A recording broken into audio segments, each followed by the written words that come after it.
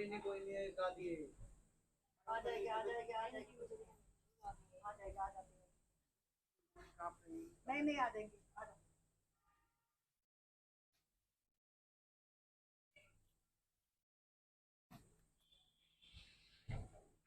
इस वक्त मैं मौजूद हूँ त्रिलोकपुरी ब्लॉक 6 में, जहाँ पे पिछले महीने 27 तारीख को एक लड़के का मर्डर किया गया था और उनकी माँ भी है यहाँ पे हमारे साथ में, कुछ और भी लोग मौजूद हैं। लेकिन सवाल ये उठता है कि काफी पहले की ये घटना है, लेकिन अभी तक में जो पुलिस जो है इस चीज को लेकर के संज्ञान नहीं लेती। उनकी माँ जो है गुहार पे गुहार लगा रही है थाने में, लेकिन उस चीज को लेकर के उसके बच्चे के साथ जो कुछ भी हुआ उस चीज को लेकर के अभी तक में कुछ भी नहीं बताया गया है कि क्या हुआ है क्या नहीं हुआ है। आए दिन दिल्ली दिल्ली में इस तरीके की घटनाएं जो हैं, वारदातें जो हैं वो बढ़ती चली जा रही हैं।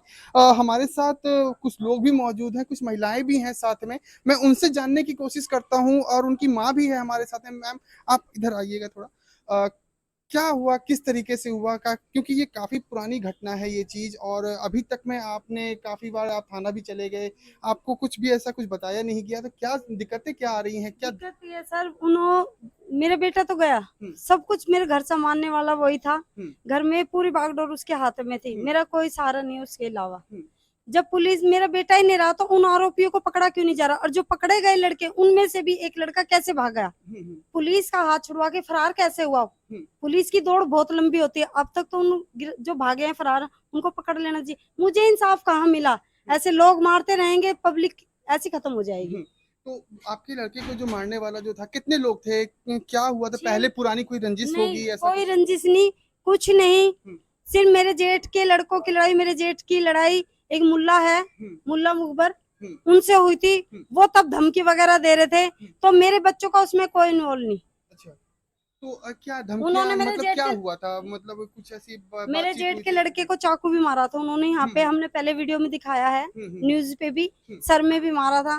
उस दौरान उनको, जो लड़के जिन्होंने मेरे लड़के का मर्डर किया, उनको पनाह देने वाले वही हैं, फरार कराने वाले भी वही हैं। मेरे को इंसाफ कहाँ मिला? अगर कोर्ट ने इंसाफ मुझे नहीं दिया, एक माँ फिर खुद अपराधी बन जाएगी उनको मारने के लिए। मुझे इंसाफ चाहिए। मेरा घर कौन चलाएगा अब? मेरे बच्चों को कौन संभालेगा? वही संभालता था मेरे बच्चों को। क्या मुझे एज थी आपके बच्चे की? क्या एज 17 थी? साल का लड़का था मेरा, 18वीं साल में लगा था। अच्छा, तो क्या करता था वो? ढोल वगैरह बजाता था सर। मैं सर्वेंट का काम करती हूँ, सफाई बर्तन अच्छा, का। आप क्या करती हैं? सफाई बर्तन का काम करती हूँ। तो आप जैसा बता रही हैं कि आपका लड़का जो है वो ढोल वगैरह बजाता था, तो किस स्वभाव उसका कैसा था, बहुत मतलब?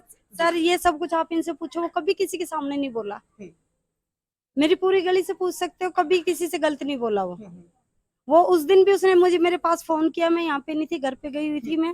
सुबह 4 बजे उसने मेरे से फोन किया, मम्मी मेरे को है ना सर में दर्द हो रहा है, मैं लाल बहादुर जा रहा हूँ। मैंने बोला ठीक है बेटा, दवाई लिया। दवाई भी ली सर उसने।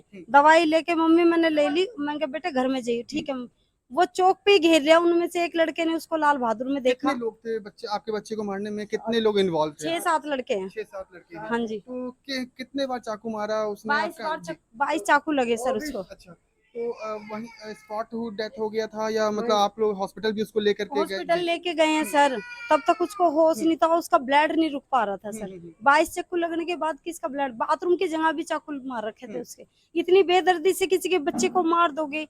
और अब मेरे से कहता है कि वो मर गया, उसका हम बनेंगे तेरे बच्चे। मेरे बच्चे ऐसे बन जाएंगे, मैं उनको मार देती हूँ, उनकी माँ के बच्चे मेरे 2 लड़के बन जाएंगे। ऐसे हो तो सकता है आपके सर? कितने लड़के हैं आपके, जो बच्चे जो एक्सपायर हो गए हैं उसके बाद अभी, और सर ये मेरा लड़का बीमार रहता है, इसको दौरे पड़ते हैं, हम इसको कहीं नहीं निकालते। इसका ऑपरेशन हुआ, देखो आप। अच्छा, अच्छा, एक इससे छोटा सर, सिर्फ वो कमाने वाला था और मैं आधी, मैं बीमार रहती हूँ, मैं इतना काम नहीं करती, मेरा घर वही चलाता था। तो अभी तक में इतने समय हो गए हैं, 14-15 दिन हो गए हैं। हाँ जी, जो आपके केस के जो आयु हैं, जो पुलिस जो है जहाँ पे आपने आप कंप्लेन दायर किया है, कुछ नहीं करती पुलिस, कुछ नहीं करती। मैं पूछती हूँ सर आगे क्या होगा, कब पकड़े जाएंगे? कर रहे हैं हम, कर रहे हैं हम। कब कर रहे हो आप? 15 दिन में पुलिस की दौड़ इतनी लंबी होती, पता नहीं कहाँ से मुजरिम को निकाल लेती है। तुम्हारे से ये लड़के नहीं पकड़े जा रहे, उनको पकड़ो, सजा नहीं होनी चाहिए उनको सर, फांसी होनी चाहिए। तो अभी जो लड़का जो आपके बच्चे को जो मारा है, वो लड़का अभी अरेस्ट हुआ है कि नहीं हुआ है? फरार हैं वो सब। अच्छा, तो इस चीज को लेकर के जब आप थाने से पूछने जाते हैं तो वो लोग क्या बताते हैं इस चीज को लेकर के? ढूंढ रहे हैं, इंक्वायरी चल रही है। और जो लड़के बंद थे उनमें से भी एक को डॉक्टरी पे लाया गया कल, वो हॉस्पिटल से भाग गया। पुलिस का हाथ छुड़वा के कैसे भाग गया, ये बताओ आप। तो कितने लोग अभी तक में अरेस्ट, कितने लोग हुए अभी हैं तो उसमें? 2 ही हैं, एक जो बंद था वो भी भाग गया, 3 फरार है, 3-4। तो जिस तरीके से सरकार कहती है, दिल्ली पुलिस के बारे में सरकार कहती है कि काफी सतर्क है, और जिस तरीके से आप जी कुछ नहीं है ऐसा, कुछ नहीं है। जो यहाँ के पैसों भी जाते हैं। चौकी खाली पड़ी थी, चौकी में बंदा होना चाहिए। आ जाओ जड़ यहाँ पे। चौकी पे किस लिए बनाई गई है? चौकी पे बंदा होना चाहिए। पुलिस वालों ने, जो चौकी खाली पड़ी थी उस टाइम पे कोई नहीं था, लड़के को वहां पे अकेले को बेरहमी से मारा गया, कोई पुलिस वाला चौकी में नहीं था। तो जब लड़के को जब मारा गया था तो पुलिस वाले कितने समय के बाद आए वहां पर? पुलिस वाले उसके बाद भी 1 घंटे के बाद आई है, हाँ, फोन करने के बाद आई है, वो कोई नहीं आया। तो आप इसको किस नजरिए से देखते हैं, क्योंकि आए दिन दिल्ली में इस तरीके की घटनाएं जो होती जा रही हैं, लेकिन सरकार जो है वो दिल्ली पुलिस के बारे में बोलती है कि काफी सतर्क है इस चीज को लेकर के। कोई भी केस दायर अगर किया जाता कुछ है, नहीं कर रही दिल्ली पुलिस, हमारे लिए कुछ नहीं कर रही है, ठीक है। पुलिस का चौकी खाली पड़ी थी, हमारा बच्चा मारा गया, ना कोई पड़ोसी ना कोई नहीं था वहाँ पे। तो जिस तरीके से काजल जी के बेटे के साथ हुआ, आप इसको किस नजरिए से देखते हैं, क्योंकि इनका कोई साथ देने वाला है नहीं? कोई नहीं है, ये बेचारी अब झाड़ू पोछा कोठी में करती है, वो बच्चा थोड़ा बहुत कमाता था, कोई नहीं है साथ देने वाला। तो इनकी मदद के लिए आप लोग सोसाइटी से क्या, मतलब थाने में जब आप लोग भी साथ में जाते होंगे तो क्या आप लोगों को बताया जाता है?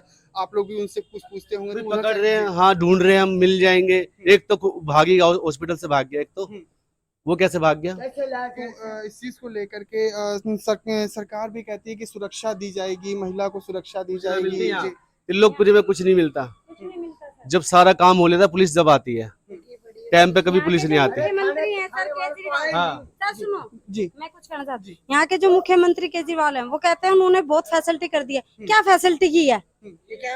गरीब औरत या अपने बच्चों को पालेगी, फिर जवान करती है अपने बच्चों को, फिर लोग उनको ऐसे मार देते हैं, फिर हमारा क्या होगा? हम कहाँ जाएंगे? मैं मुख्यमंत्री से सवाल करना चाहती हूँ, अगर वो मेरी वीडियो देखेंगे भी तो मेरा सहारा कौन? अब कौन मेरे को करके खिलाएगा? मैं बीमार रहती हूँ सर, मेरा इलाज चल रहा है, मैं माइंड से परेशान हूँ थोड़ी।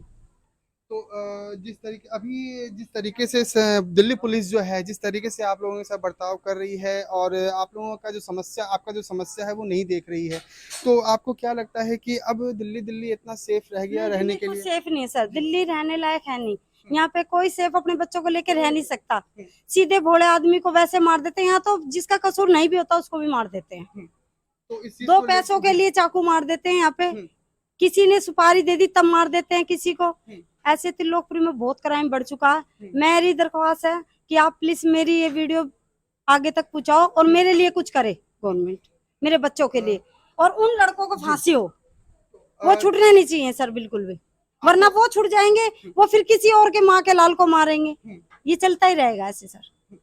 तो देखा कि किस तरीके की परेशानियां हैं इनके साथ में, और भी हमारे साथ लोग हैं, मौजूद हैं, उनसे भी जानने की कोशिश करते हैं कि इनके साथ जो परेशानी जो हो रही है और किस तरीके से ये इनको सपोर्ट में सब कोई खड़े होंगे, किस तरीके से होगा, वो सारा कुछ मैं हमारे साथ एक दादी भी हैं, उनसे मैं जानने की कोशिश करता हूँ कि किस तरीके से वो सहायता करेंगे। दादी आप बताइए, जिस तरीके से काजल जी के साथ हुआ, उनके बच्चे के साथ हुआ, तो इनका अब कोई भी है नहीं, जैसा कि उन्होंने बताया कि उनका बेटा ही उनको सब कुछ खिलाता था, तो किस तरीके से आप इसको देख रहे हैं?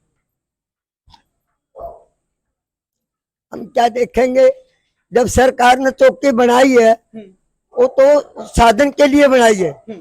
जब मेरे पोते ने मार रहे हैं 4 बजे तो पुलिस कहाँ गई थी? पुलिस का हाथ है मरमान में, पूरा हाथ पुलिस का है, बीच वाला का हाथ है, जो बीच मारते हैं ना उनका हाथ है पूरा मेरा पोता मरमान में। अब वो कहते हैं भाई वो 3 आदमी उठाने आए थे, वो क्यों नहीं मिल रहे? अरे वो कहाँ से मिलेंगे? तुम पकड़ो उनको, पकड़ो जिकड़ो कुछ भी करो। जब तुम्हारे हाथ है फरार हो गया एक कैदी तो तुम क्या कर रहे हो? तुम तो रुपये ले छोड़ने लग रहे हो। हमारा तो बहुत बुरा हो रहा है, इतना बुरा किसी के ना जितना मेरे गेल हो यार। तो जब से ये घटना हुई है तब से कितने बार पुलिस आपके पास आई है आपकी समस्या को जानने नहीं के आई, लिए? पुलिस नहीं आती, पुलिस नहीं आती। हम तो और कह रहे हैं, हम बोले कल मैं कहा भाई ये भाग का आ गया, तुमने क्या करा भाई? जब एक हाथ मुलजिम है और वो फरार होगा तो तुमने क्या करा?